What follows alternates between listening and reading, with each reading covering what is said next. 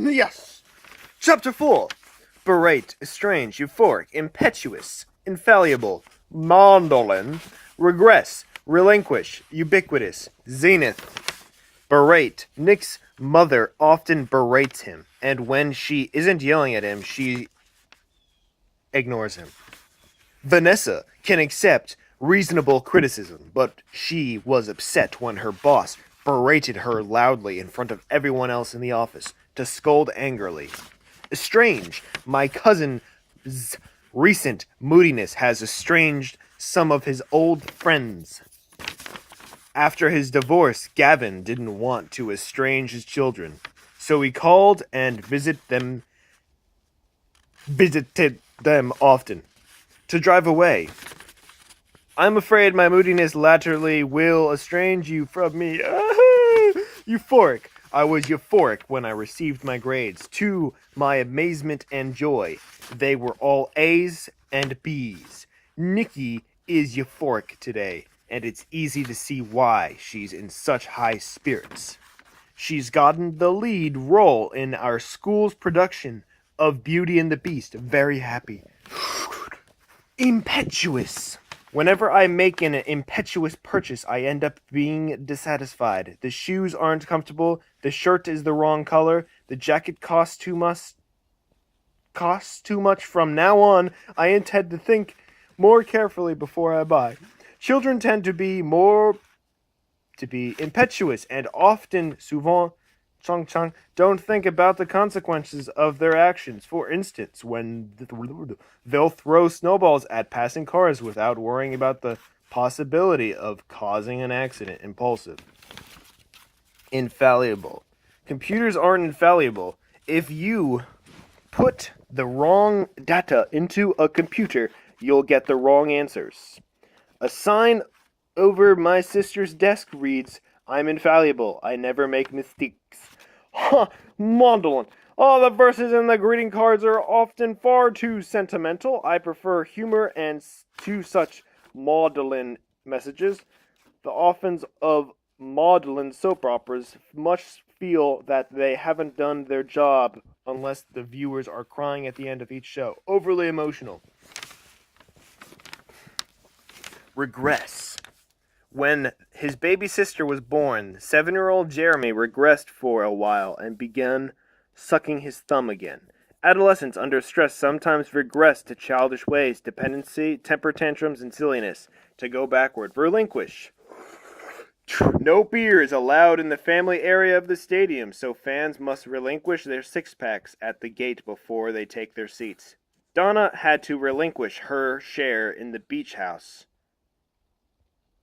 because she couldn't afford it anymore. To give up. Ubiquitous. Mites are ubiquitous. They live on top of Mount Everest, in the depths of the ocean, at the South Pole, and even around the roots of your hairs.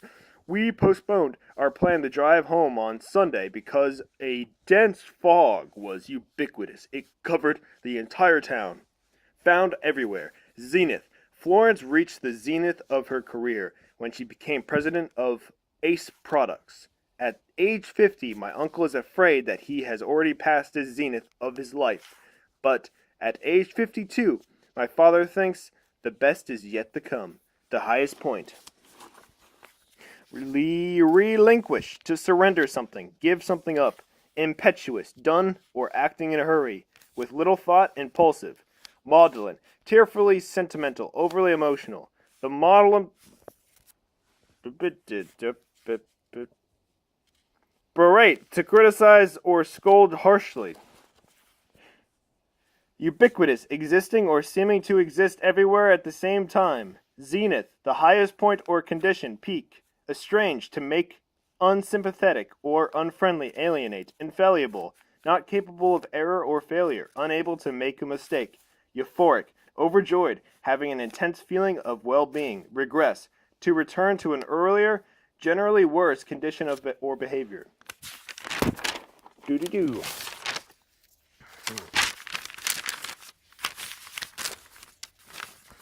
Regress. People in bombed-out, war-torn cities sometimes regress to more primitive ways of life. Zenith. To many people, Mozart's works represent the zenith of the 18th century music. Euphoric. Mei Lin was euphoric when the college that he was her first choice accepted her. Relinquish. When Dad lost his job, he had to relinquish his identification card, his employee parking permit, and the key to his desk. Estranged. Kay used to be friendly, but since her promotion, she has become so cold that she has estranged her former co-workers. Infallible. I don't expect you to be infallible, the boss said, but I don't want you to make the same mistakes over and over again. Ooh. Berate. I know I was late, Liz said, but could you have pointed it out quietly? You don't have to berate me. Ubiquitous. In our neighborhood, litter is ubiquitous. The sidewalks are ankle deep in trash. We need to clean up. We need a cleanup campaign. Maudlin. Uncle Antonio becomes maudlin whenever he talks about his dear old mother in Italy. Tears also come to his eyes of all who listen. Lachrymose. Joyce isn't usually impetuous, but last week she had a sudden urge to try out her nephew's skateboard. Everyone in the office has already signed the cast on her broken wrist. Infallible. If people were infallible, we could relinquish our erasers, our correction tape or fluid, and the delete key. Impetuous. I'm trying to be less impetuous, but I'm still sometimes acting on impulse. I sometimes act on impulse. Later, in retrospect, I always berate myself for not using better judgment. Ubiquitous. Since my father died, reminders of him seem ubiquitous. I know I'm being maudlin, but everywhere I look, I see something that makes me cry. Berate. Patrick berated his wife when he wasted their money. When he wasted their money on gambling and ostentatious clothes. Since their separation, the young daughter has regressed to infantile behavior. Zenith. Our neighborhood basketball team reached its zenith when it won the citywide championship. The local businesses had subsidized the team, were delighted, and the players themselves were euphoric. My brother Gary, is mentally ill. At first, my parents thought it was their fault, but now we know that his illness was much more to do with his body chemistry than anything they did. Gary's illness involves extreme mood swings. For weeks he'll be euphoric, feeling that the world is great and that he's at the zenith of life. He may even view himself as infallible and get angry if anyone even suggests he has made a mistake. Sometimes, too, even he becomes an impetuous shopper, spending thousands of dollars on whatever appeals to him. When we ask him to relinquish the expensive things he bought so that we can return them, he refuses, saying he wants to live like a king. King! At such time, Gary has to go to the hospital. Gary's highs, however, are nothing compared to his lows. At first, he is simply maudlin. He may sit in the living room all evening, talking and crying about his former girlfriends or dead grandmother or childhood hurts. Misfortune and horrors, he says. Hoda,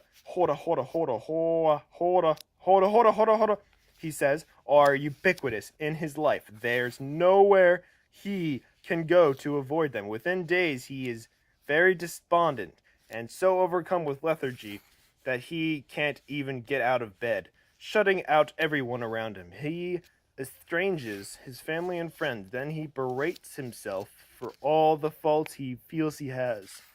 Finally, he tries to kill himself again. He must go to the hospital. When Gary takes his medicine, he does very well. He is charming, gregarious, bright, and full of life. But when he feels good, he soon stops taking his medicine and begins to regress. Then we know he is heading for another severe mood swing. I love my brother, but living with him is like being on a roller coaster. For our sakes, I wish we could help him more. Tell him to continue taking that medicine perpetually, Oh, Fit